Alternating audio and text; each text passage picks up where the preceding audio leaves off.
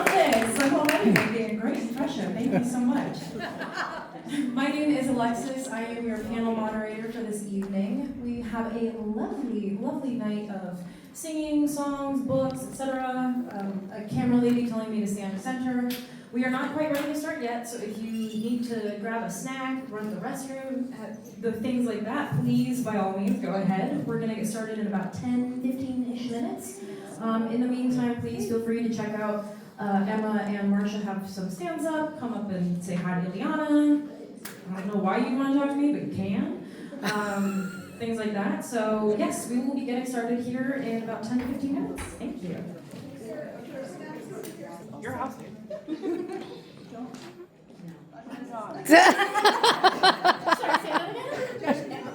She doesn't want to be on camera. She's camera shy. So Emma also has her book over here. So Emma, will you be able to talk to them Yes. prior to? Okay, Yes. So if you want to talk to her a little bit Hi, about Emma. the book Hi. before she talks for the formal presentation. Also, Marsha is over there with her merchandise. If you're interested, she has a lot of CDs. She has T-shirts, all kinds of things. So mostly children's. We were just sound checking. That's all.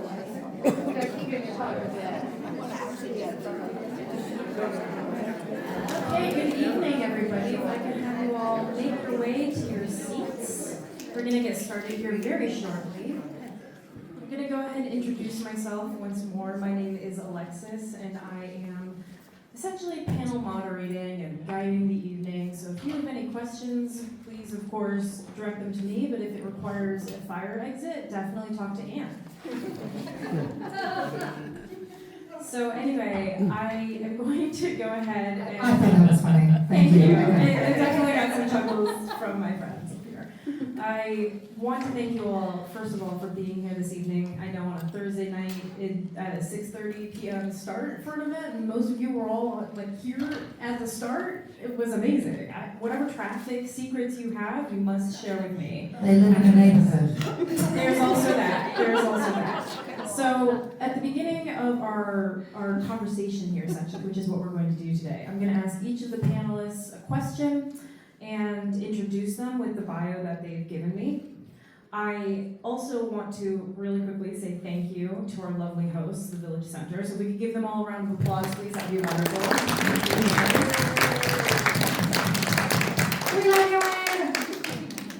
We've got 3 amazing people up here tonight, and you guys are going to have a chance to do essentially interactive pieces with each of them. So I hope you guys brought your singing hats, and singing vocal cords, or whatever we sing with nowadays. You can tell I haven't had coffee. So, without further ado, I'm going to introduce our first performer, guest, and writer. Her name is Emma G. Emma G is a singer-songwriter, keynote speaker, and empowerment coach whose work sits at the intersection of music, mental health, leadership, and creative resilience.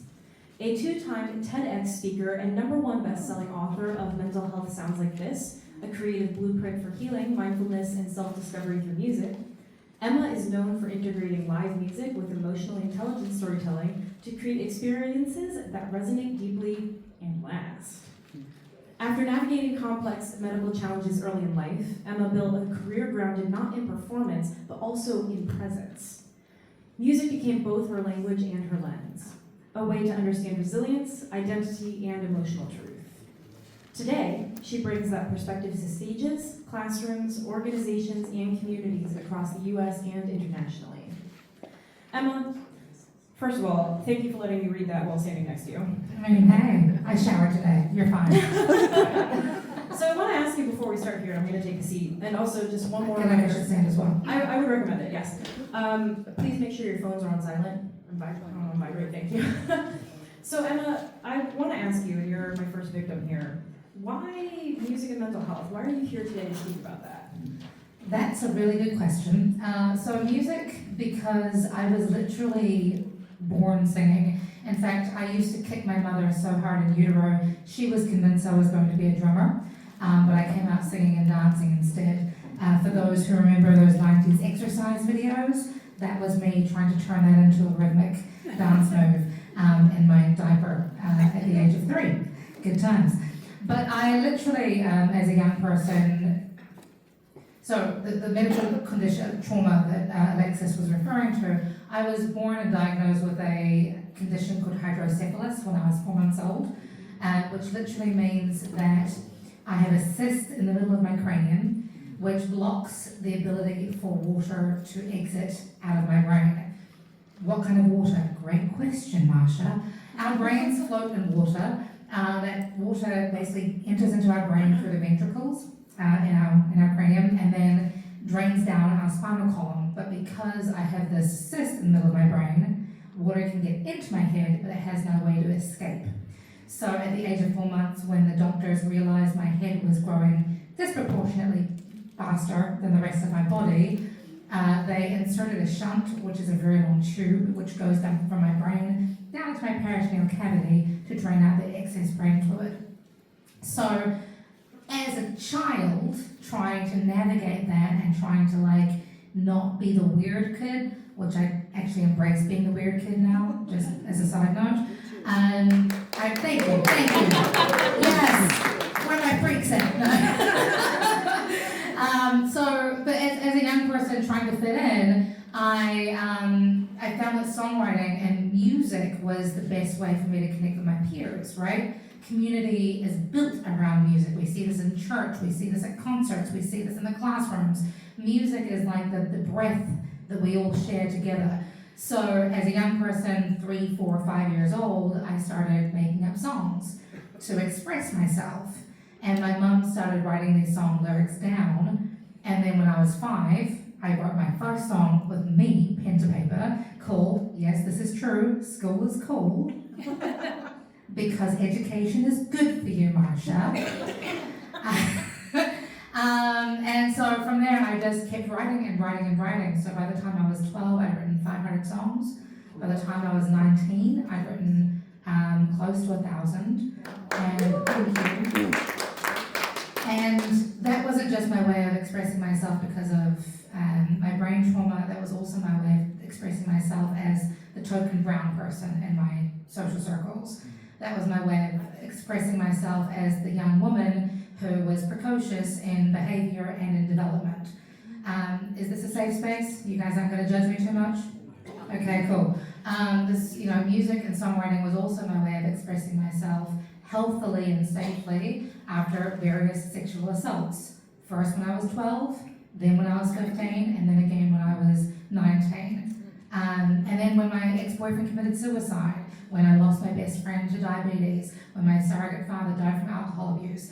All of these issues compounded, and unfortunately they still compound for a lot of our young people.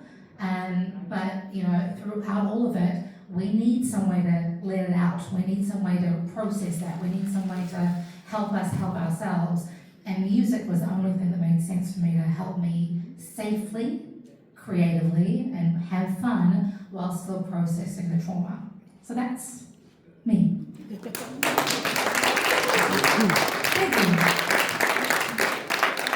Is that too much? No, not at all. I was just thinking, I wish we had 5 hours so we could go in depth with everybody. I wrote a book about it. It's fine. That's true. You did write a book. Speaking of your book, I think you're gonna read something for us tonight. I can read some for you tonight. I feel like some people already read some, but let me go grab a copy.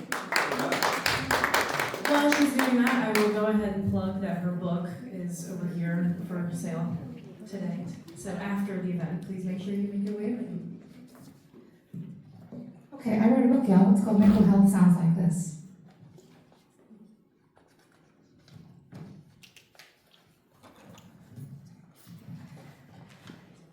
Chapter 1, your soundtrack for healing. If you're reading this book, chances are you already have a deep connection with music. Maybe you sing it, perform it, or simply can't imagine life without it. But have you ever stopped to wonder why music affects you so deeply? What if music isn't just something we listen to or consume? What if it's something we embody? Something that moves through us, shapes us, and even rewires the way we think, feel, and navigate the world. Think back to a time when a song hit you so hard, it felt like it was written just for you. You got that song? Okay. Maybe it brought back a flood of memories, made you feel truly seen, or helped you through a dark time. You know the power of music instinctively, but what if you could harness the power intentionally? What if, instead of just listening to music that resonates with you, you could write songs that transform you into the best, most empowered version of yourself? Spoiler alert, you can. What if, instead of borrowing other people's words and narratives, you could write your own? What if you could use music not just as an escape, but as a tool to redefine your story, turning your pain into power, your mess into melody, your struggles into song? Spoiler alert, you can. And that's exactly what this book is about. By the time you finish reading, you'll know how to use music as a tool to identify, understand, and process your emotions rather than just expressing them. Transform your struggles into songs that empower you rather than define you. Develop a mindset that helps you move forward instead of staying stuck in the muck. Harness your ability to not just rewrite your narrative, but sing that new version of who you're becoming powerfully. And understand the role that melody, harmony, and composition play when it comes to creating the life you want to lead. Because the truth is, music is already shaping you. The question is, are you the one writing the soundtrack of your life, or are you letting someone else do it for you? That was some powerful questions there. And that's what, just the introduction? That's the first 3 paragraphs of the introduction, yes. It's not even the whole introduction. It's not even the whole introduction, no. Well, we'll definitely have time later this evening for all of you to ask questions and answers of all of our panelists, not just Emma. Now, Emma, I appreciate you reading from the book, but I also believe you wanted to do a songwriting exercise as well. Yeah, so this entire book, it's designed to not just tell you about me, because it's not about me, it's about us, right? I found as a musician, I moved to the DC area back in 2015. I was a full-time busker, street performer for 5.5 years when I first moved here, and it opened up some really cool doors for me, but I realized after a while, this isn't about me, it's about community, it's about thriving and growing together. So I've got a whole bunch of interactive exercises and even more questions floating throughout this book. But one of the things I wanted to do with you guys tonight is actually use one of the exercises, if you're so willing, to maybe, I don't know, write a song together. Are you guys keen? They're like, I don't know what that means. Oh, no, They're down? Okay, cool. Awesome. So I thought the prompt that I might ask you guys today, well, actually, first and foremost, I want to kind of give you a little bit of a background on what songwriting looks like or can look like. I've been coaching this now for over 10 years, and one of the things that I often refer back to is this and then method. Alexis, are you familiar with the movie Dude, Where's My Car?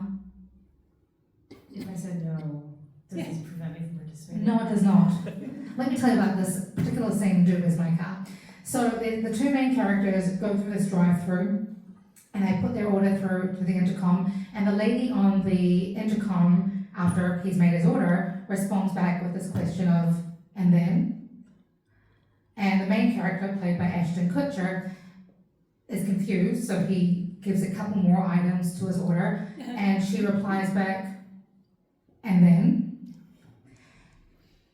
He's like, oh no, that's it. He's like, I don't, okay, well, sure, I'll get a milkshake. And then she replies back, And then? right, and then he's like, what are you talking about? Okay, fine, I'll get an extra fries and I'll get another burger. And her reply is, And then? and then they get into a big kerfuffle with the intercom. But the point I'm trying to make is when it comes to songwriting, it's really important for us to not just look at the surface level emotion we might be feeling. It's important to ask ourselves, and then what? What does that actually mean for us? What does that look like? What does that feel like? Tell me more about what you've just said. So to that end, my question for you guys tonight is, if you could look back on your 10-year younger self, what words of wisdom would you give you? And I'm going to write this down on my phone, so please don't think I'm texting or doing weird and antisocial. This can be popcorn style, so whatever you want. Gratitude. Gratitude, awesome. Tell me more about that. What does that mean to you? Love. Contentment. Peace. Harmony. We're person. having a, this, I guess this scenario isn't, I can't hear some of the things that we're doing. Oh, I apologize. If you could meet your 10-year younger self, what words of wisdom would you give you? 10 years. 10 years ago or when you're 10 years old? 10 years ago. Okay. Cool. Empathy. Empathy is one. Raise your hand if you've got one. Slow down. Slow down. I like that. Yeah, I think I'm learning that now.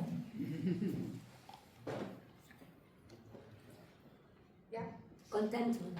Contentment. Contentment. Love that. Thank you. Who else? Sports. 10 years ago, More sports? sports. Personal sports. Personal sports. Yeah. Love that. Yes. Dance more sooner. Dance more, sooner, all the time, forever and always. Just keep dancing. Love that. Compatibility. Oh, tell me Compatibility. more about that. Similar lifestyle, similar interests. Enjoyment of being together. That sounds like one of the best definitions of compatibility I have heard in a long time. I love that. Okay, so now what we want to do is we want to look at the and then. So when it talks about having gratitude, what does that mean? Can we put that into a sentence? Have gratitude for life. Imagine you're talking to yourself. What would you say to you about gratitude? You wouldn't just meet yourself and say, hey, younger Emma, gratitude. What would you say? Glad to be alive. Grateful to your body. Love that one for sure. Just yell it out, though. Yes, please, just yell it out. I'm grateful for my family. Grateful for the family, savoring the moment. Mm-hmm. Awesome. Okay. Grateful for my family. Okay. What would we say about love? Tell the people you're close to that you love them. Did you say to mean it? Mean it. Mean it when you say it. Yeah, I love that one too. Sincere. She said, don't need it. Don't need it. Okay. Okay. We're gonna be friends. Yeah, I'm over here thinking, when are we getting coffee? I want to hear all about it. Practice nonviolence. Oh. And especially nonviolent communication. Practice listening.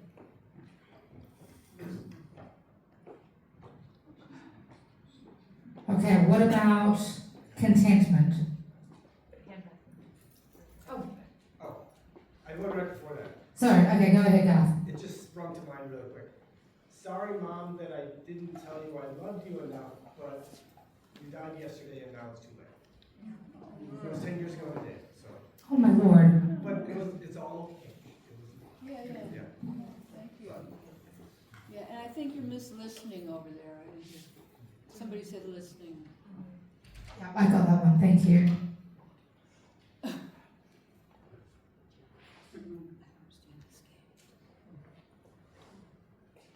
Okay. What about, what did I say? Contentment. Joy of life. Just Joy of life. Love that one.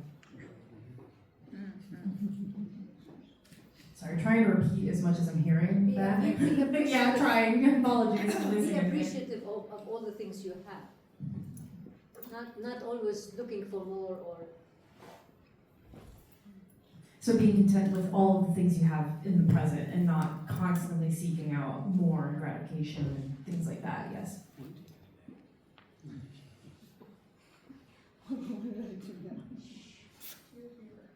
Okay.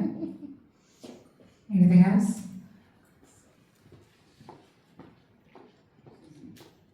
Be content in a moment. Being content in the moment. And then I think maybe just one more, yes? Along the same lines, enjoy the little things. Enjoy the little things. Cool. Okay, so what does that sound like? I don't know. Are you gonna tell us? I think she is. Excellent.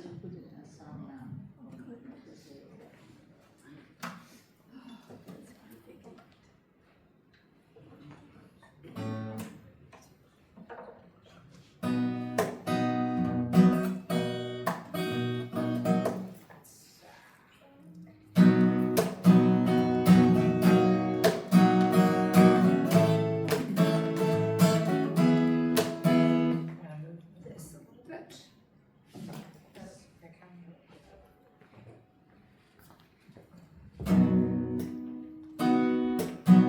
good. I got this. I'll just move this. It's fine. Awesome. Bring it closer. Okay.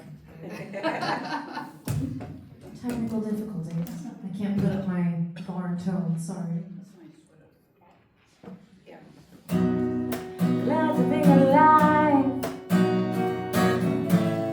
Grateful for my body. Savoring the moments. Grateful for my family. Living when you love them, that you love them. Make sure you made it. Practice non-violence and listen like you need them.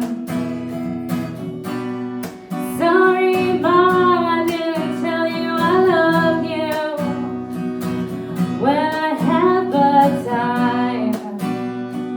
Now it's too late.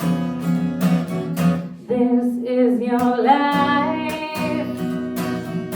Embrace the joy. Appreciate what you have. You don't need to seek more. Enjoy the little things you have.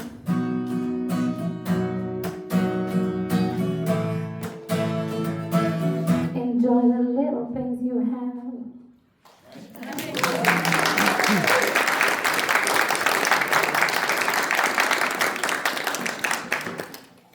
So Emma, you were able to take all of these feelings, all of these thoughts, and basically create a sentence out of it. Put the sentence to some tune and create a song. They gave me the sentences. That was an exercise I used called word vomit, which is literally getting the words out of your head onto paper or an iPhone to create whatever you want to make it. And obviously I've been doing this for a long time, but that is the practice that I want people to be able to do for themselves. And it's, you don't have to make the melody from the dome. You can steal someone else's melody for your own use. You can steal some really cool instrumentals from YouTube and just singing. But yes, I took everybody's words and we collectively just wrote that. Well done, you guys. Well, I think we definitely have to talk about this later. Yes. And I'm so curious to know more about how, you kept mentioning Marsha, our friend Marsha over here. Well, I don't know if you know this, but Marsha is kind of badass. Marsha and I have shared various stages. I used to book her a lot for the Wharf back when I was the booker there. But Marsha is not just a musician, and I think this is probably why her spirit was calling to me. Marsha is a neuroscientist. Hold on. Musician, neuroscientist, what else?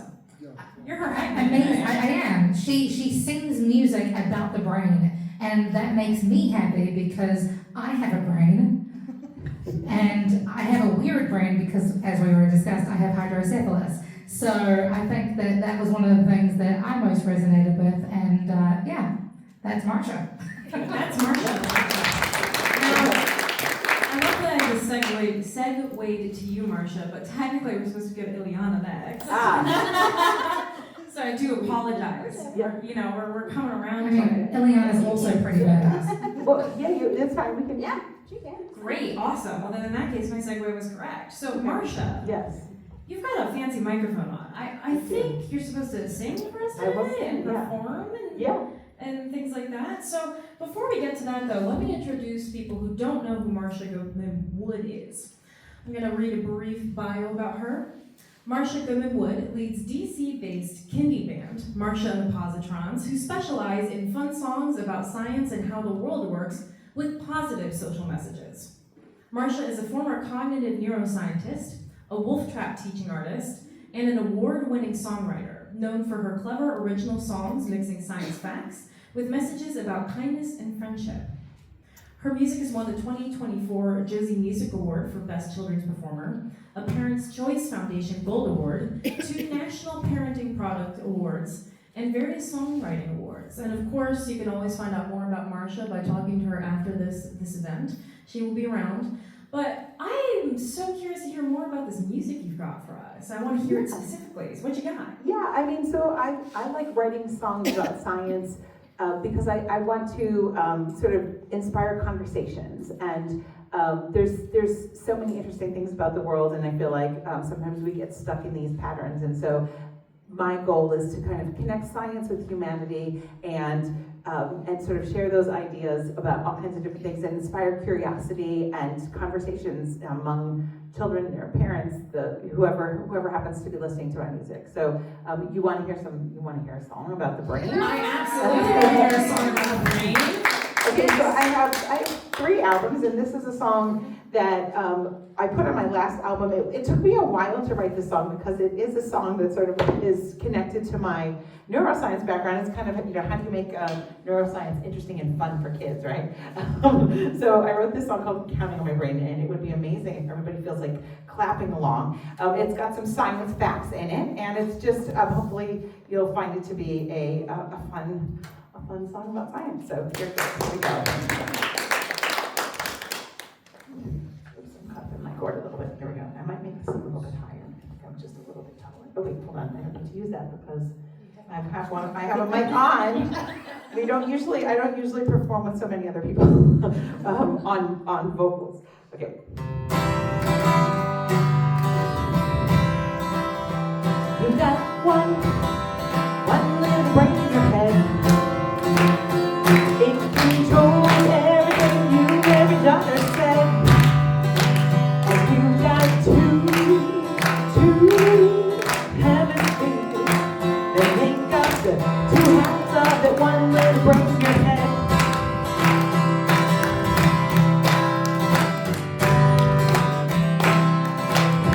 There are 3 parts going top to bottom: the cerebrum, cerebellum, and the brain stem. And those 3 parts going top to bottom include 2 hemispheres of the one little brain in your head. 1, 2, 3, I'm counting on my brain. Just like we can count on clouds to make the rain, and we can count on waves to keep crashing to the shore. Oh, 1, 2, 3, let's count a little more. Can we get the clapping going? Does everybody feel like clapping your hands? You got one little brain in your head. All it takes is one small thought to start a thread for a great idea, surprising or inspiring, all from one little brain in your head.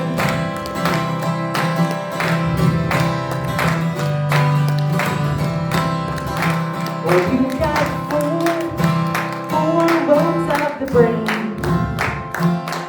occipital, parietal, temporal, and frontal. And those 4 lobes make up each hemisphere of that one little brain in your head.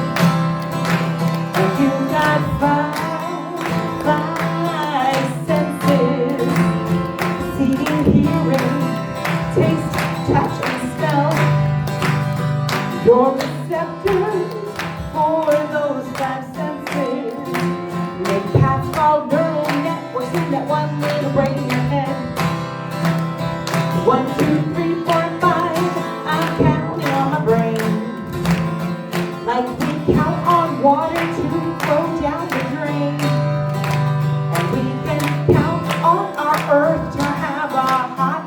Sing 4, oh, 1, 2, 3, 4, 5. Let's count a little more. You got one little brain in your head. All it takes is one small thought to start a thread for a great idea, surprising, awe-inspiring, all from one little brain in your head. All from one little brain in your head.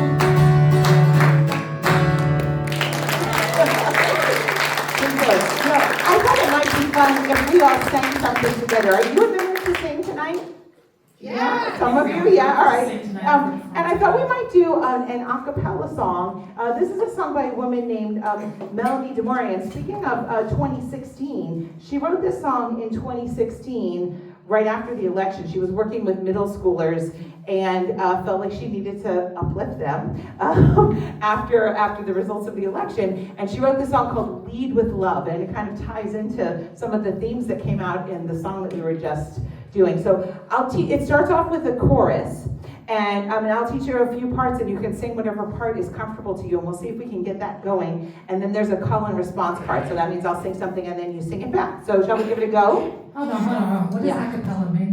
A cappella means we're singing without instruments, just our voices. So we're all gonna contribute our voices and make a whole big chorus. No guitar? No guitar. Okay, so the chorus goes like this. You gotta put one foot in front of the other and lead with love. Let's try that. You gotta put one foot in front of the other and lead with love. Put one foot in front of the other and lead with love. So let's take that whole chorus. That's the whole chorus part. Nice job. So 1, 2, 3. You gotta put one foot in front of the other and lead with love. Put one foot in front of the other and lead with love. And then, so we can keep that going. Why don't you keep that going, and then I'll teach you the next part of it. So let's sing that, and then we're going to continue, and I'm going to add parts in. You can join in with any of the parts, and you can also lead some parts. So we're just going to keep that chorus going a few times, add in 2 other parts, and if you want to sing that same part that we just did down low, if you have a low voice and want to sing that down low, you can also add that. Can I do like random stuff as well? Yeah, if you feel like improvising, go for it. I would love that. Okay, so 1, 2, 3. You gotta put one foot in front of the other and lead with love. Put one foot in front of the other and lead with love. You gotta put one foot in front of the other and lead with love. The other one foot in front of the other and lead with love. So you can sing that with me. One foot in front of the other and lead with love. The other one foot in front of the other and lead with love. You gotta put one foot in front of the other and lead with love. The other one foot in front of the other and lead with love. One foot in front of the other and lead with love. The other one foot in front of the other and lead with love. Don't give up hope. Or let's do the call and response part after this. God put one foot in front of the other and lead with love. Don't give up hope. Don't give up hope. You're not alone. You're not alone. Don't you give up. Don't you give up. Keep moving on. Keep moving on. You gotta put one foot in front of the other and lead with love. Put one foot in front of the other and lead with love. You gotta put one foot in front of the other and lead with love. The other one foot in front of the other and lead with love. You want to do the other verse? Okay, nice job. Give yourself a round of applause. That was amazing. Marsha, if I wake up in the middle of the night with that song stuck in my head, I'm calling you. Okay, so you call me and we'll sing together. We'll harmonize. We're going to have some very loving dreams tonight, guys. Yeah. Absolutely. Marsha, thank you for that. That was Yeah. amazing. How'd that feel? Did that feel nice to sing together? To hear this? So with my neuroscience training, well, it's fine. I've done some research on some of the projects that people have done connecting music and the brain. And there's all kinds of interesting hard science that examines that relationship between music and the brain, music and development, music and aging, music and memory. There's all kinds of interesting connections. There's research that people have done with Parkinson's patients that sometimes when they walk in a stilted way, right? Because they have Parkinson's disease, and you put on music and they can dance. So there's all kinds of amazing things that our brains can do with music, and I find that fascinating. And one of the things that people have studied is that when people sing together, their heartbeats actually become in sync. There's all these health benefits for your blood pressure, for your stress hormone levels. So there's all kinds of real physical benefits to music and singing. So I hope that's good for you. I was just thinking to myself, I kind of wish I had your songs when I was studying anatomy in high school. I feel like I probably would not have failed that class. Yes. That was fantastic. Thank you so much for sharing that with us. And, mental health, music, memory, all of these things that happen to start with M surprises me. But also... and muscles. And muscles. Yeah, I know you got those. Music helps with your... Absolutely, with everything. And there is something I definitely don't want to leave out, which is how music therapy has become an absolutely forefront tool for people to help themselves. And Iliana is actually a wonderful music therapist. And before I introduce her, I'm going to read her biography really quickly. So, Iliana Fernandez, right, all the way down there to my left. Iliana Fernandez, yes, go ahead and clap, please. Thank you. She's a board-certified music therapist who helps Latina daughters of immigrants dismantle the pressure to be perfecta, using music-centered healing to reclaim their vibrant, creative resilience. Iliana has worked as a music therapist for nearly a decade in various settings, primarily in mental health, which she holds closest to her heart. She has been invited as a speaker for the Rise Latina Summit, the Freedom Reset Symposium, and VGM Together? Is that what that is? I love that. Video game music together. Thank you. Okay, I was like, yep. All virtual events serving various communities in which she has been honored to share how music therapy can make a difference in anyone's life. Iliana also serves as a general music teacher and facilitates various video game music experiences throughout the greater DC metro region. And of course, like all of our lovely performers and panelists tonight, you can speak with her afterwards, find out more about her work. Now, Iliana, we're still not done with the music here. I believe you also have something you'd like to share with us? I do, but I'd rather stand. Please, by all means. So, very much in line with the singing part of things. I'm very used to projecting. I've been teaching all day. Very much in line with the singing part of things. There's a part that has to happen first, and that is the breath. And one of the earliest lessons that I learned in internship was in a hospice setting, and my supervisor was like, hey, what did you get from today? And I just looked at her and I said, every breath matters. And she looked at me and went, oh, that's so poetic, that's so wonderful. And I said, no, I'm literally just staring at this person's breath to make sure that I'm matching it right now. That's all that I need to make sure that I'm doing. Because it was a part of our training of, we go so deep into how we're in training with our clients and our patients that it can very literally be, I have to match your every breath to make sure that we are together. So, I invite you, can we just take a deep breath?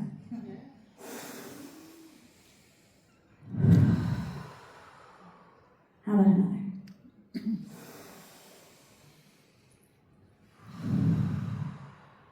And one more.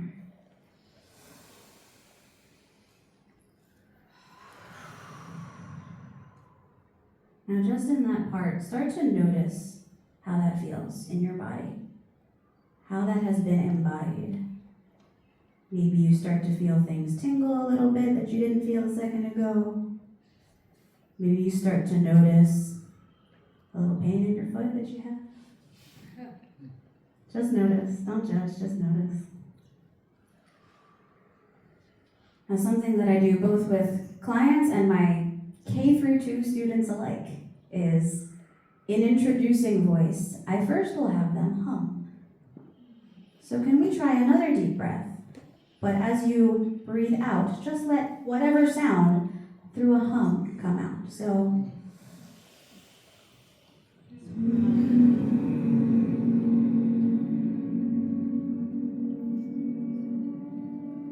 as long as it'll go. Try one more.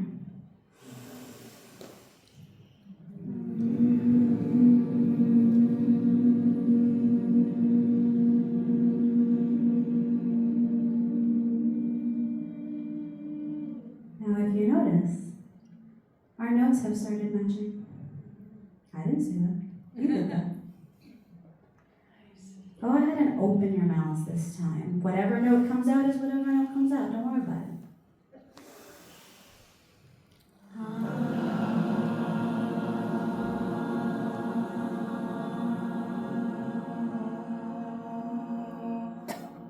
Again, as long as it goes, as long as your breath has. If you've got great lung capacity, I love that for you. If you've got a little bit less lung capacity, I love that for you too. You're doing your best. That's fine. You should see the lung capacity of my kindergartners. This time, we'll take one more great big deep breath, and whatever note comes out will be whatever note comes out, but keep going. And if you feel moved to change your note, do so. We are going to just layer on top of each other and see what happens musically. So deep breath in.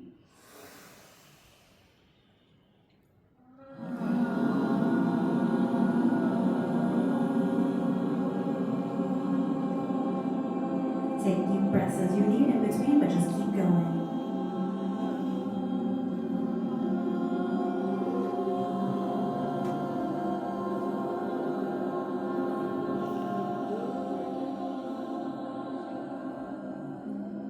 Keep breathing.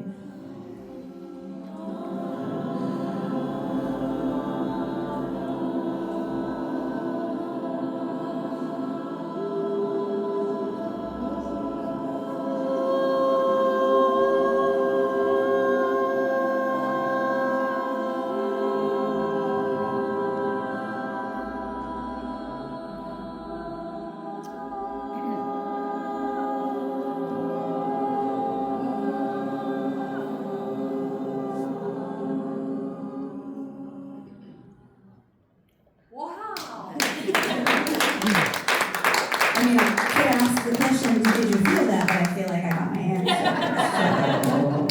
Would you like to do another? Yes, please. Yes.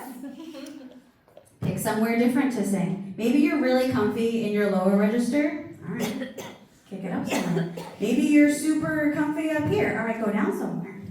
See what happens. Same thing. Breathe as whenever you need. Let's see, I started low, so I guess that means I have to go up higher. Deep breath in together.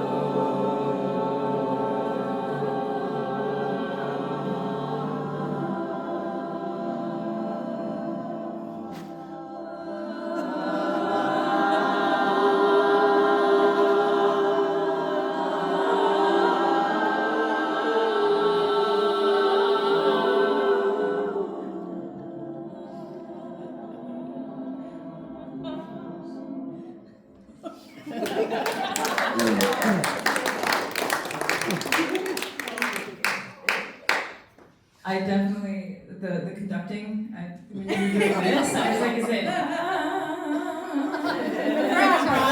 Yeah, exactly. That's amazing. Well, before you give me back that microphone, I wanted to know just briefly, so those are some exercises. Are those things that you do to start your music therapy practice, or is that, how is that? It could be. So that is both something that you can start. I've seen it starting, I've done it starting, and I've also done it as an ending thing. So as a starting thing, it can feel much different. If we had not sung a song that was already like taught to us, that would have been a lot scarier. That would have been a lot more like, my voice hasn't been, what do you mean? No. Why is that scary for us? The exposure. Being exposed is terrifying, and let alone when it's with the one instrument that you have that you cannot change, that's even more so. So to have to open your mouth and actually have others hear you, and you can't change it, that's how it can be scary. Yeah, of course, absolutely. I think you can probably, She keep, as I say, you always put it back up to the front. You don't want to forget that. By the way, I love your skirt. It's really I was just admiring their outfits earlier. Shop where they shop. Well, that was amazing because I felt like we, like you said, we kind of all naturally started falling in line with each other. And is there a reason for that? Brain things, actually. Maybe you can do that. It's very literally brain things that decide to like, oh wait, I am in a group, I am with others, I would like to align. Well, I definitely want to align with you guys really quickly. I want to start a little bit of my panel discussion here because I am just intrigued. And for those of you who don't know me, which I think that's everyone in this room except maybe Emma, I'm a podcast host as well. We know each other. Okay, It's fine. not a maybe. It's fine. I'm a podcast host as well as a TV producer. And so actually I met Emma because I interviewed her for a piece that we did at DCTV. Highly recommend subscribing. We can talk about it later.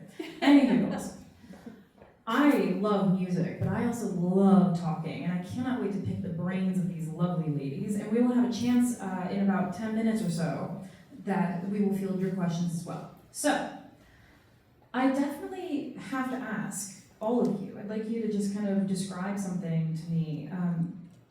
What does it feel like in your bodies when you teach these things to other people? What's the most rewarding part of it? Whoever wants to start, go ahead. I don't even know where to begin. I've been teaching music, singing, and songwriting for almost 21 years. And I can tell you the highlights. So one highlight, I used to teach at university in New Zealand, and a lot of our students were second chance learners who had dropped out of school or had been incarcerated and were working their way back into society. And so a lot of them felt like they didn't have the vocabulary to really communicate effectively, especially in more professional settings.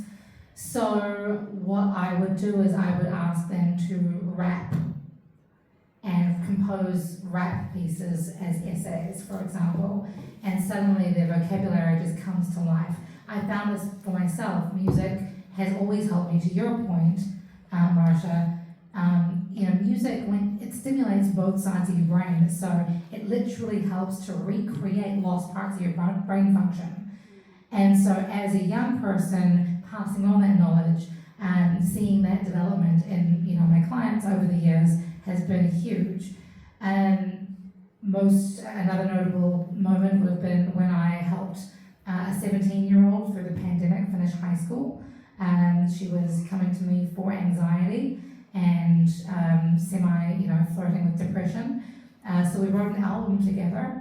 And that album helped her get accepted into the Liverpool Institute of Performing Arts, working with Paul McCartney himself. Wow. Thank you. So, there's a multitude of things that music has helped my clients with, but I think the biggest, most rewarding thing for me personally, as I'm thinking about it, is literally just seeing young people, and I joked about this before, but my oldest teenager is 66. So, I take it from what it is, but just seeing people feel heard and understood and find the words to describe their lived experiences accurately in a creative way that feels safe and fun and, empowering. So, Iliana, I imagine that you also have some similar experiences. How might this differ, especially in the Latin community? Ooh, there's the extra layer of language for us, right? There are lyrics that I can sing to you in Spanish that I could never translate. And what I mean by that is, sure, I can literally translate them to you, and they do not mean anything near what they meant when I was 5, what they meant when I was 10, what they meant when I was 14 and depressed. And it's the same with clients. I find that time and time again. Marsha, you especially work, as I say, you work with younger kids especially. Yeah. Tell us a little bit about how this impacts them. Yeah, I mean, I think that one of the most beautiful things is just experiencing joy in the moment, in like all these everyday moments. So you teach something they've never heard before, and they're singing or they're responding to an instrument. I sometimes work with children who have developmental delays and children who are nonverbal.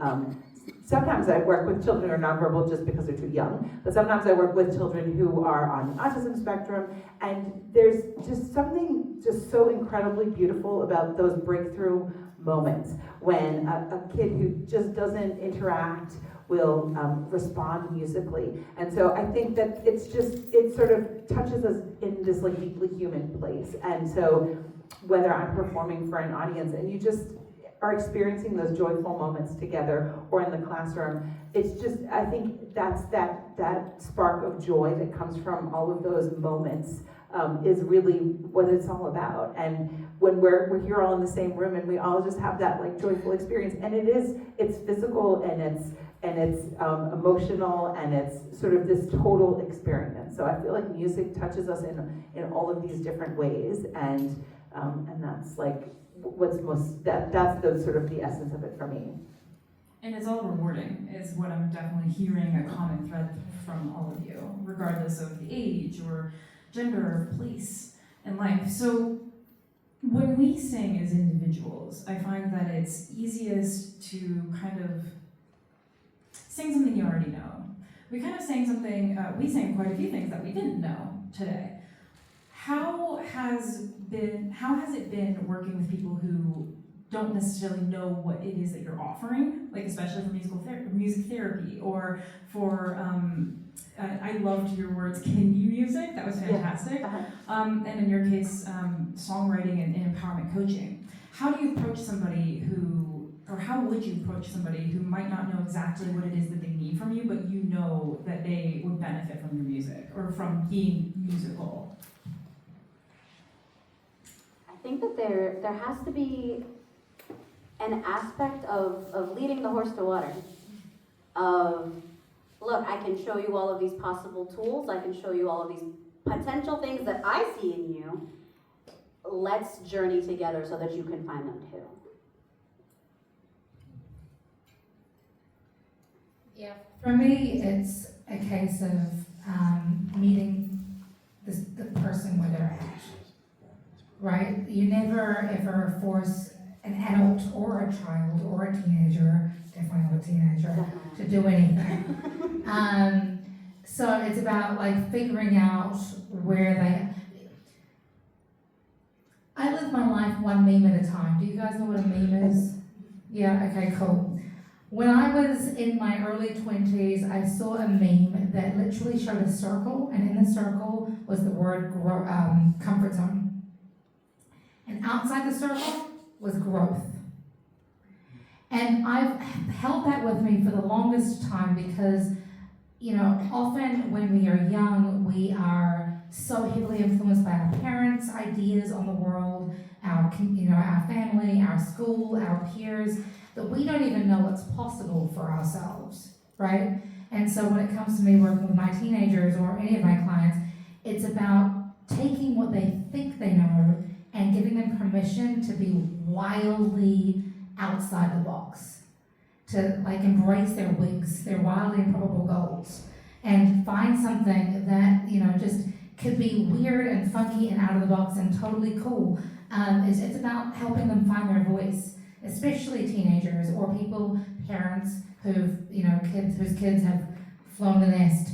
Find that sense of self again using creativity.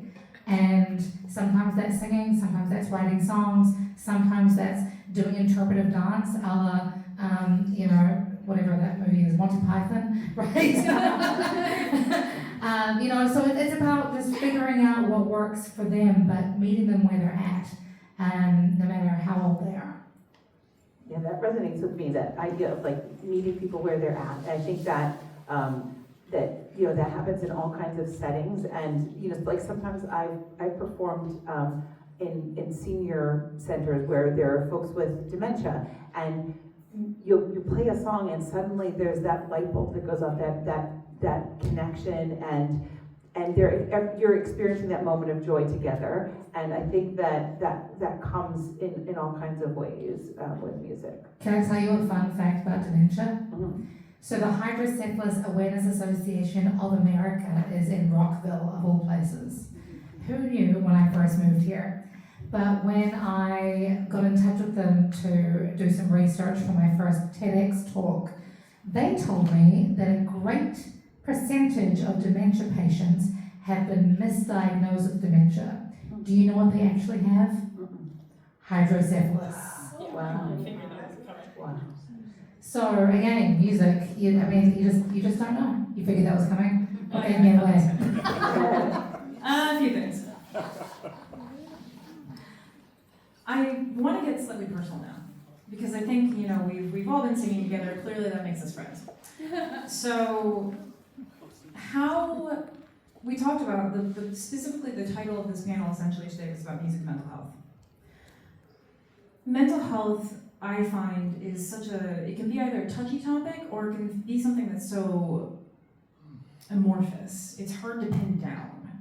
Can you share a moment with me where, just in your personal lives, music has uplifted you or changed your perspective on something? And I know we've kind of shared a little bit about it today, but it's something outside of your client work, something outside of your album, something outside of those four walls you might call home. I'll start a little bit, just to introduce it. A family member of mine had passed away, and they'd asked me to sing Ave Maria. And I didn't realize how much singing for somebody would actually remind me of them and kind of bring me joy in that moment and comfort. It was a sense of comfort, which I was very surprised about. You know, we talk about loss, we talk about grief, but really I think we also need to talk about healing too, and that was part of it. So I'm just curious to know about that, and then I have one last question before I open up the floor. My aha moment before, and this happened when I was 19, so a long time ago. My ex-boyfriend committed suicide just before he graduated university. He was a clinical genius and very misunderstood and very depressed. And I remember seeing him the week before he passed, and I felt like something was up, but I didn't know. And I remember driving to his funeral thinking I wanted to do anything I could with music to help other young people to recognize that they don't have to give up. That was, and I held that with me for the longest time. And he's still, I have a tattoo in honor of him actually. Music has always been the kind of the driving force in the background of everything personal to me. My mother passed away in January. Evergreen by Barbra Streisand is the song I sang at her funeral. There's so many levels to that question. So many levels. I know, that's why I asked you. Clever. Marsha, Iliana? I could just think of so many times in my life when music has uplifted me, and going through difficult time. I remember just as a child, struggling with things happening in my life and singing to myself. Just to and that just was comforting, and I don't remember how old I was, but just, you know, before I was not a musician, I was just a kid, but that was something that like soothed me, so like self-soothing. And then just more recently, just going through some like difficult times, and just music always lifts me up. So the work that I do, being able to bring joy to others through music, that also always lifts me up. So I feel like you know that it's a core part of my mental health for sure. I have a full circle one, I guess, that comes to mind. I have to go back very far though. My grandfather, every Saturday morning, would play vinyls to wake up the entire family, all of my mom's 6 siblings, to clean the house on Saturday morning. That's a very Latino thing to do.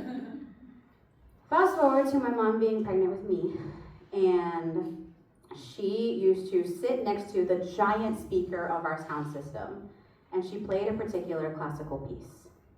She did not play this piece again until I turned 13. The day that I turned 13, she turned it on, and I said, "Why do I know this?" I had only heard it in utero. Oh, That's wild. In college, in undergrad, I ended up playing that piece. And the very first person that I invited to that concert was my grandfather. amazing. I bet that was a fantastic concert. It was. So one last question before I open up the floor here. If you could ask everybody to take one thing away to practice more music in their day-to-day life, what would that be? Something is how they could do it. You know, besides the 800 things we've already done today. But. I think it's not, for me, it's not a practice so much as it's a reminder that your voices matter, that your breath matters, that your existence matters, but most importantly, that your voice is yours, and you have this beautiful opportunity to use it intentionally. Nobody else has that power to take that away from you or to give it to you. It is yours and yours alone. So celebrate that and use it every day on purpose, in purpose. Every day, unapologetically.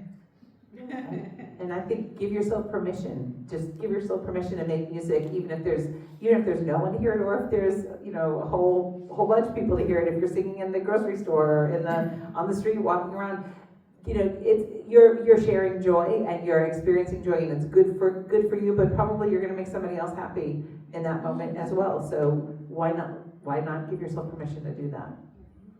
Definitely both of those. Recently, I've had a lot of experiences that just continue to remind me music is magic. Mm-hmm. We spend so much time like looking for magical experiences, or, you know, watching TV or listening to things like, oh, they're craving that.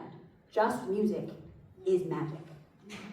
And even just that awareness of like, oh, hey, there is something playing in the grocery store, like I can tap my toes to that. Nothing caused that in you but the music. So just that recognizing of like, oh, wait a minute. There is something that can just uplift me just because it's on, because you can put it on. Just that reminder has definitely been a driving force for me. Thank you. All right, I'd love to have some questions from you all. Our lovely Anne is going to be passing around the microphone. So if you have a question, please raise your hand. I think the advertising industry can tell us how powerful music is to put you in a certain mood, to move you to do something, usually buy something, right? And thinking about using that magic of music in our daily lives, just playing what we want to hear or feel in the moment is something that we deserve to do, right? Just because it feels, whatever it is, it could even be sadness, right? Like I have playlists that are just for crying. I have playlists that are for when I do need to lift myself up. And Iliana was just talking about some words in Spanish that we have that we can't really translate. And one of them is desahogarse, which means, it means to undrown yourself literally. But what it practically means is venting in English, right? Venting your feelings.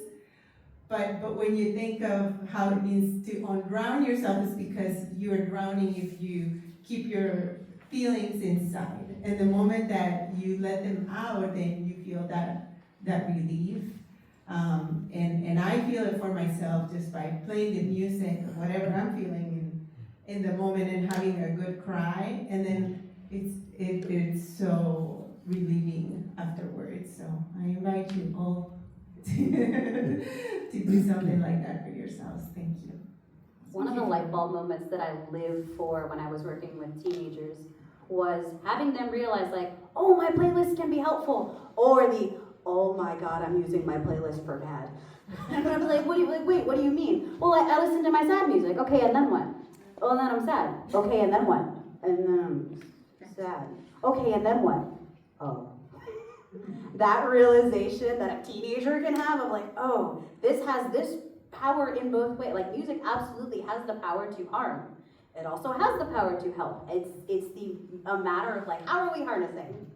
And figuring that out for yourself. Because yeah, the ability to like, okay, we're turning on this playlist and having a lovely cry is just as golden as we're throwing on this playlist to have a dance party. We're throwing on this playlist to have, have a great time. Like, all of them are equally as valid.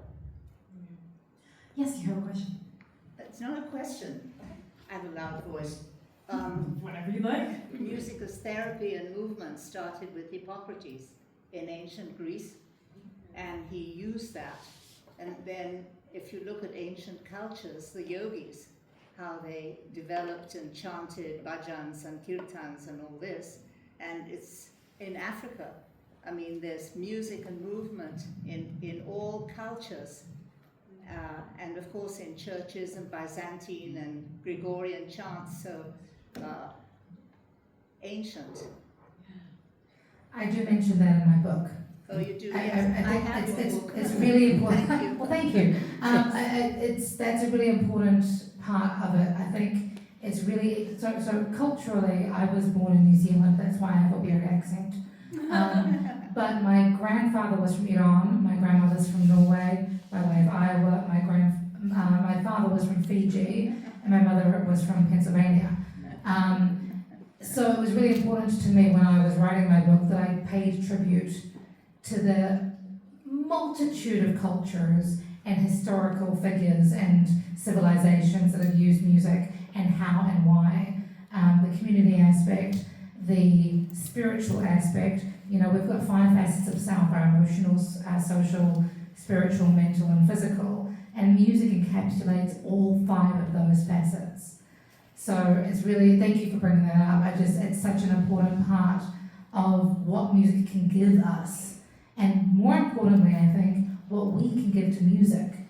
Because we are part of that spiritual, mental, emotional, social and physical walk of life. So yeah, awesome. So I really appreciate the comments about listening to music being so powerful, and I agree. And then what would you say about people who want to express themselves with singing and so on, but they're very inhibited, I would say, I'm among these people, because I can't really carry a tune, and so I feel, even in my own living space, very inhibited because I'm very aware my range is very small. So do you have any thoughts about how to participate in singing, or like the wonderful humming and whatnot was great, and I love the sound of everybody doing that. But what are your thoughts about, and maybe you've dealt with people who really are very limited in their lack of ability, basically, in music? One thing that I feel like we can all do is sort of feel the rhythm in our bodies. And so I would say, if singing is not comfortable, what about feeling that beat and feeling the beat in different places in your body. Maybe you're putting the beat in, I'll tell kids to like put the beat in their feet, or maybe you're, snapping your fingers. Maybe you feel like, moving something and moving parts of your body and feeling the power of your body and your ability to move and stretch and kind of like enjoy that movement. There's a lot of benefits to that. So you could just be just be dancing or just be feeling that beat, and that's just as powerful as producing the music and singing yourself too. So that's another way to do it. Or also maybe making an instrument, even out of like a cup or a table, or it could be anything. But you might have something you feel like shaking or something you feel like tapping. That that's valid, just as valid. I have two different concepts. One, if your best friend came to you with that same argument, your response would be sing anyways. Treat yourself like your own best friend. Give yourself that grace, love, permission, space, safety to be unapologetically joyful. Even if you don't think it sounds like Whitney Houston, that's totally cool. What's your name? Christina. Christina, you are Christina. Mother flippin' Christina. The world needs to hear Christina's voice, right? Now, if that doesn't work for you, the other side of it could be embrace your inner rebel and clap back against all the haters, perceived or otherwise, because at the end of the day, again, your voice is your voice and it's powerful. And letting people silence you, or the perceptions of other people silencing you, doesn't fuel anybody. Rebel against that. Give yourself permission to embrace your inner warrior and go, actually no, I'm Christina, I'm gonna sing loud and proud, right? So those are two different perspectives that you could try if that feels comfortable. Maybe rap. I mean, I kind of rap it. I feel like I kind of live in that first camp of, but you did it here, so do it. Which I recognize, that is looking at the mountain and saying, okay, just go on. But at the same time, you only do it by proceeding, right? An analogy that I have in music is improvisation is making up something on the spot. That is super scary for classically trained musicians, which that's what I was. So, going through classical training, you are very much do what's on the page. You are not allowed to do anything outside of the page. How dare you think you could do anything outside of the page? What's jazz? And then you get to improvisation land, and they're like, there is no page, just go. What do you mean? Especially as a classical violist, I'm not meant to be heard. Like, that's just not what happens. We're hiding in the orchestra typically. The only way that I actually ended up learning to do was I got told, you just have to do. Okay. I sounded awful. I still play wrong notes every time I practice, but you know what? I just do. I'll add one thing really quickly. I know we've got one. Yes, thank you so much for attending. Thank you. I know we've got another question, but from a very physical, literal point, I've worked with hard of hearing and deaf folks before, and of course, as we all age, we start to lose hearing, and etc. So I had somebody who went to the Maryland Symphony Orchestra with me, and she was holding a balloon because she couldn't hear.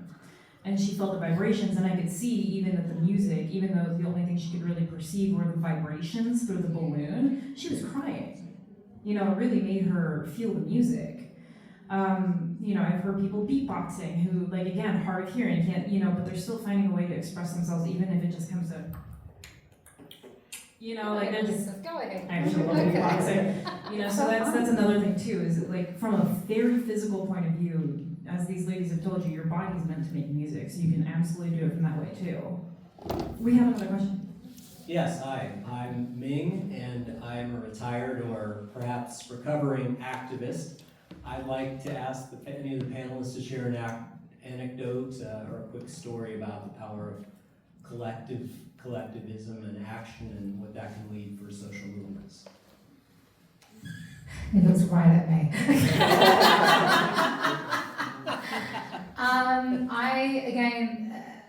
I think music is one of the things that brings people together, right? Social is part of that, 5 facets of self. And so when I'm a huge believer in music with meaning, so I've always been a very proud artivist in terms of artistic activism. I've written songs about anti-racism, even as I navigate the world as a brown person who was not born thankfully, with the the family history of enslavement. But I also, am a huge contender for focusing music more on positive action as opposed to wallowing in the injustice. Because I think when it comes to activism, it's really important to look at where we're going, not just where we've come from. In fact, I was listening to something just this morning about, they've done similar shifts when it comes to scientific research. So often we focus on the sickness that we forget to look at the health, the wellness, how people have survived certain ailments. So that's kind of my approach, is using music to bring people together, because it darn well does, right? But using that music to bring people together for something positive, for positive change, for active collective action, for empowering each other as well as ourselves. That's why I write songs like Superhero. That's why I write songs like Triggered and The Wolf I Feed and Barbed Wire about Sexual Assault Awareness Month. It's important for us to look towards the light, not just behind our shoulders. The rearview mirror is only meant to be glanced in. On the same note, how do we counteract the new music that has a lot of violence or inappropriate words that is common now amongst our young people, and it's they listen to it loudly and forcefully and continuously, and it is, for me, it is very scary. How can we do something about that, or is it okay? Is it just a phase that's going through and it's going to change?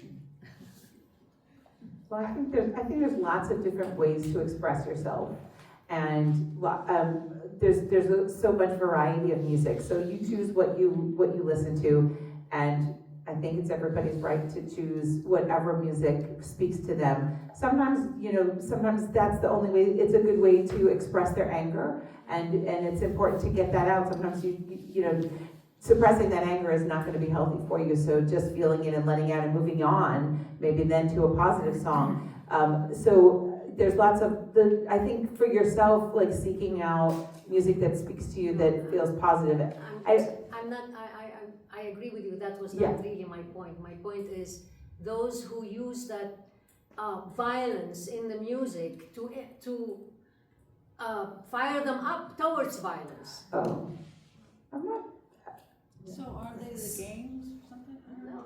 So this is not really a part of my expertise as somebody who was not born and raised in this country, and I don't do rap or hip hop or heavy metal or black metal or any of the other aggressive genres. I have been adjacent to those communities. When it comes, from my understanding, and this is just the conversations that I've had in the communities that I've been lucky to have these conversations in, a lot of the time when that music sounds violent or is talking about violent issues, it is literally just an opportunity for those communities to let the anger, the energy, because emotion is just energy in motion, right? To let that energy out so that they can dissipate any potential actual acts of violence. Right? It's about giving that energy something somewhere positive-ish, a place to go. I have worked with some folk who have listened to this kind of music that you're referring to over the last 20 years. And I'm a little bit unconventional in the way that I always tell my clients 3 things. One, I'm not your teacher. I'm your coach, your mentor, your friend, your Yoda. I'm here to guide you and work with you, not tell you what you can and cannot do. Two, don't show up drunk. That's a joke. Okay. Three, they can use whatever language that they want to use, as long as it is intentional, as long as it rhymes, and as long as it actually adds to the story. That has been one of my through and through guidelines for the last 20-something years. I am yet to have a single client actually use vulgar language, which makes me believe that it's not a case of them actually being angry. It's a case of them not knowing how to access the language to express themselves in a healthy, constructive manner. So when you're in a situation where you're hearing people listen to that kind of music, my approach would be, let's talk. What's going on beneath this?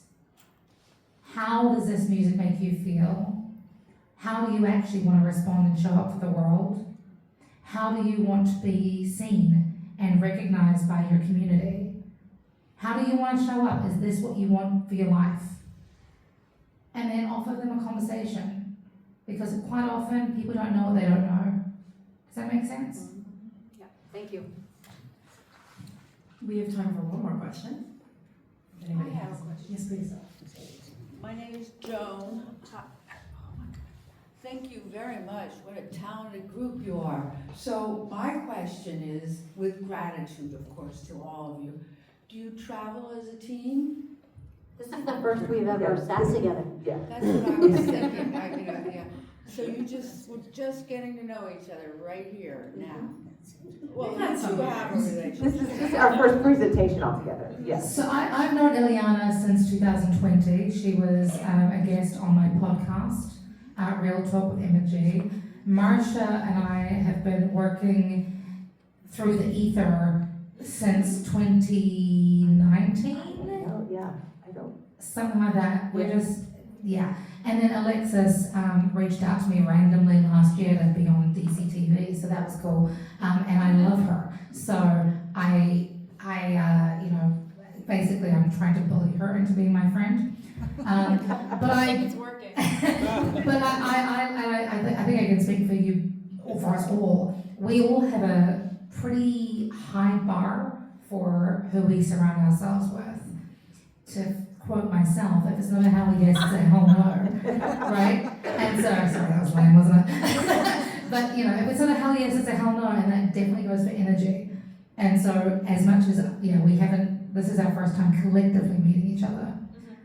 But You're all local, is that true? You're Kinda. all local? Sure. Ish. I mean, well, you have your office in Rockville or something. Yeah. We're in the DC metropolitan area. Yeah, that's really. Yeah, let's say that. So thank you, thank you very much, you were very, very good. Thank you for that. Well, I will say, I think we're at the closing remarks part of our presentation here, so that way everybody can get some more refreshments, talk, meet, etc. So we answered a lot of questions. We had a lot of singing. We had a lot of humming. We did lots tonight. So, ladies, do you have anything you'd like to impart to our lovely audience before we send them on their way?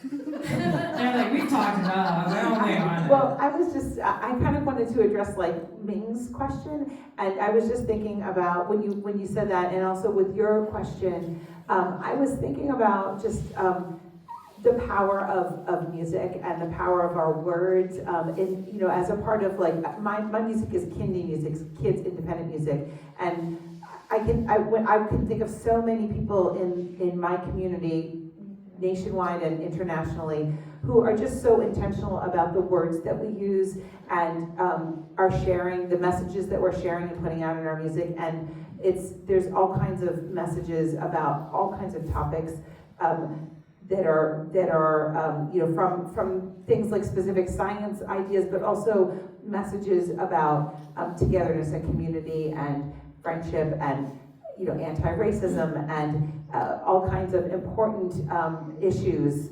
in our world. And so just songwriting is a powerful way of sharing those messages, and there are so many people that are creating amazing music, and that it's, just there's so much to explore these days, and so much that we can gain from it as a community. And so much to create. One of the things, going back to your question, Alexis, about the positive moment in music, I was super young when I really decided I wanted to be a musician, but I spent a lot of my time singing other people's music. And then one day I was like, hold on, the Spice Girls don't sing about being brown in a small town with more sheep than people. Iron Maiden doesn't sing about brain surgery. These, right? So it's about, reclaiming that voice for yourself and rewriting the narrative for yourself and writing your own song. That's not just me being poetic, that's me literally saying, this is your life. You get to create it through the music you write. There's a Peter Drucker, I think it was Peter Drucker, said that, what is it? The best way to predict the future is to create it yourself. You get to choose what that looks like. You get to literally write that song, write that narrative, become that superhero, become that artist that is saving the world one song at a time. Become that person you want to be through your own lyrics, not by quoting other people's songs. We all have that power because music is magic. Right, Iliana? I see you, baby.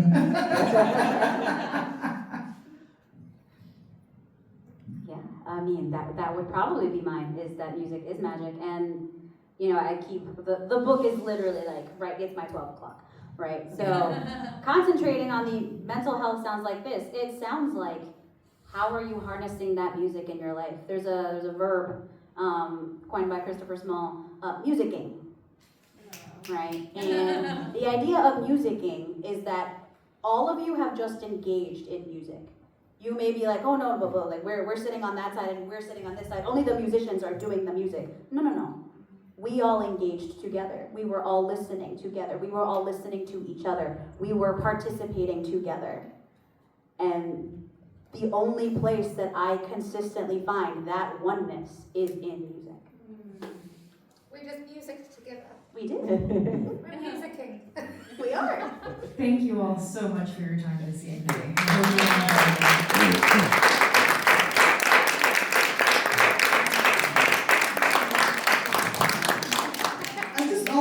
I'd like to thank, on behalf of the Village Center, I'd like to thank Alexis and Emma and Marsha and Iliana. You all, to pull the whole thing together is not easy. And you really made it a fascinating evening, and you brought music together, you brought the mental health, you brought the physiology of it together, and it was a really rich evening. So thank you so much for all your hard work that you put into this, because this did not happen just tonight. There was a lot of planning that they did, a lot of meetings. You don't bring all these people together for an evening like this just spontaneously. So thank you all, and I hope you come back again.